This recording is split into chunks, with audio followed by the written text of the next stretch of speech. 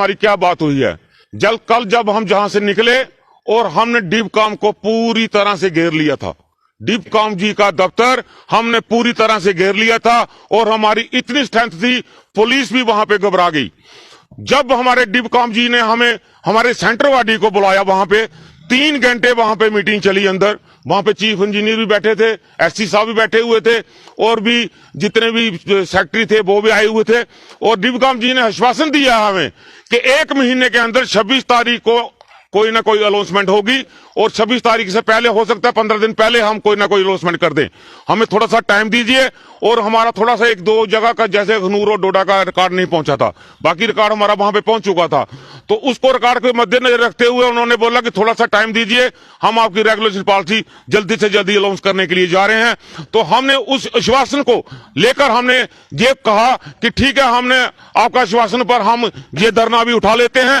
और हमने उसी वक्त हमारे सेंटर वार्डी ने बोल दिया 26 तारीख को अगर उन्होंने अनाउंसमेंट नहीं की और 28 तारीख को हमारा जो ग्राव होगा वो सेक्टर का ग्राव होगा, वहां पर 61,000 मुलाजिम हमारा वहां पर पहुंचेगा। जैसे कि सारे डिपार्टमेंट को हमने वहां पे बुलाया हुआ है 28 तारीख को। 28 तारीख को, अगर 26 तारीख को ये नहीं करते हैं, 28 तारीख को ऐसा तांडव मचेगा वहां पे कि आपको देखने वाला होगा। वो आर पार की लड़ाई होगी। अगर आर पार की लड़ाई होगी, उस आर पार लड़ाई में जहां तो हमें रेगुलेशन पॉलिसी मिलेगी, जहां वो हमें टर्मिनेशन कर दे, क्योंकि अब हमें बदुआ मजदूरी हमारे से नहीं होती है। लेकिन मैं बॉडी लैंग्वेज को लेकर भी जानना चाहता हूं कि किस बॉडी लैंग्वेज को ध्यान में रखकर उन्होंने ये कहा कि वाकई में उनकी तरफ से एक पॉजिटिविटी देखने को मिल रही थी आपको कि वाकई में वो 1 महीने के अंदर आपका मसला हल कर देंगे, आपको रेगुलराइज कर देंगे। हाँ, उनकी जो बॉडी लैंग्वेज थी वो करने के लिए जा रहे हैं। तो हमने उनकी बॉडी लैंग्वेज को देखते हुए और उनका आश्वासन, जो उनका बोलने का तरीका था, उसको देखते हुए हमारे सेंटर वार्डी ने ये बोला कि हमने 28 तारीख 22 में साल हमने अगर इनको इंतजार किया है तो आगे भी हम 1 महीने के लिए इंतजार करने के लिए बैठे हुए हैं। और हमें रेगुलेशन पॉलिसी चाहिए। रेगुलेशन पॉलिसी के बिना हमारी घर वापसी बिल्कुल नहीं होगी, अभी नहीं तो कभी नहीं। रेगुलेशन पॉलिसी के बिना हमारी घर वापसी कर रहे हैं, वो कर रहे हैं। हमारे पास पैसा देने के लिए पैसे नहीं है, हम कमीशन कहां से देंगे? जो हमारा पास काम वहीं पे वहीं रोका हुआ है। हम चेतावनी देते हैं बीजेपी सरकार को और एलजी सरकार को, 26 तारीख से पहले अगर आपने हमें रेगुलेशन पॉलिसी नहीं दी तो आने वाला समय जो 28 तारीख को होगा वो खतरनाक होगा, वो सामने का मौका बिल्कुल नहीं मिलेगा। जी, आपसे भी जानना चाहता हूं कि लगातार एक जद्दोजहद आप कर रहे हैं, तो क्या अब वाकई में उम्मीद की किरण बंधी है कि अब चलिए देर आए दुरुस्त है, प्रशासन ने धीरे धीरे इसके ऊपर संज्ञान लेना शुरू किया?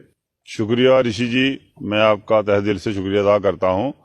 जैसे हमारे राकेश जी ने आपको स्पष्ट बता दिया है, लेकिन फिर भी मैं आपको थोड़ी आपके माध्यम से, जो आपके चैनल देखते हैं मीडिया के माध्यम से, ये बताना चाहता हूं कि थोड़े दिन पहले हमने ये खबर सुनी थी कि हमारे जो 22,000 हमारे जो डेली वेजर हैं और जम्मू के, और श्रीनगर का 9,9300 श्रीनगर का है।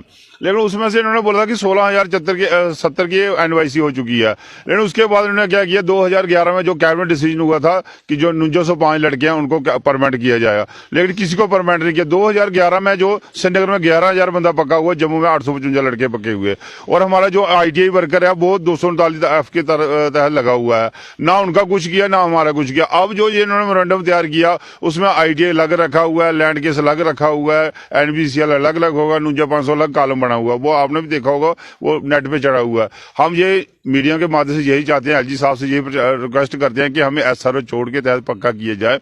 और जो हमारे साथी घर को चले गया, कईयों की डेथ हो गई है, कोई अगले महीने जा रहा है, कोई इस महीने जा रहा है, क्योंकि उनको कुछ ना कुछ मिल जाए। अगर ऐसे करेंगे जैसे हमारे साथी बोल रहे कि 520 को 520 में तो कुछ भी नहीं है, उसमें तो हमारा दिन का गुजारा भी नहीं होगा, जो वो पे बनेगी। हम चाहते हैं कि SRO छोड़ हमारे लागू किया जाए। और SRO छोड़ के होने के उसके क्या होता है कि जो लड़के मर चुके हैं, जो छोड़ दिया, कोई रिटायर हो गया, बेचारे बूढ़े हो गया, घर में जाके वो क्या करेंगे?